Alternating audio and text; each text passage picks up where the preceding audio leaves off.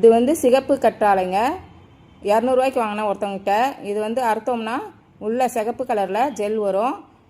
இன்றைக்கி வந்து mini orange வந்து 3 பழுத்துருந்தாங்க. அவங்கள இன்றைக்கி அறுவடை பண்ண போகிறேன். இந்த மினி ஆரஞ்சு வந்து ரொம்ப நல்லதுங்க உடம்புக்கு. விட்டமின் சி நிறைந்த பழங்க. இந்த பழத்தை பிழிஞ்சி நாட்டு சக்கரை அல்லது தேன் கலந்து நம்ம குடித்தோம்னா ரொம்ப நல்லா இருக்குங்க. ருசியாக இருக்கும். சின்ன குழந்தைங்க கூட ரொம்ப பிடிக்குங்க இந்த ஜூஸு. இவங்க வந்து பீட்ரூட் கொய்யாங்க. தூரத்துலேருந்து பார்க்கும்போது என்னடா சிவப்பாக இருக்குன்னு பார்த்தா நல்லா அழகாக பூ பூத்துருக்காங்க. எனக்கே ஆச்சரியமாக இருந்துச்சுங்க இதை பார்க்கும்போது. அதுக்கப்புறம் இன்றைக்கி சமையலுக்காக கீரை கடையல் செய்யலான்ட்டு சிகப்பு பசலையும் பச்சை பசலையும் அறுவடை பண்ண போகிறேங்க. சிகப்பு தண்டும் சிகப்பு இலையும் இருக்கிறதுனால இவங்க வந்து சிகப்பு பசலை, இவங்க வந்து பச்சை பசலை. இவங்க வந்து பச்சை கலரில் இருப்பாங்க. தண்டும் பச்சை கலரில் தான் இருக்கும். இந்த கீரையை அடிக்கடி நம்ம உணவில் சேர்த்துக்கிட்டா நமக்கு ரத்த சத்து அதிகமாக கிடைக்குங்க.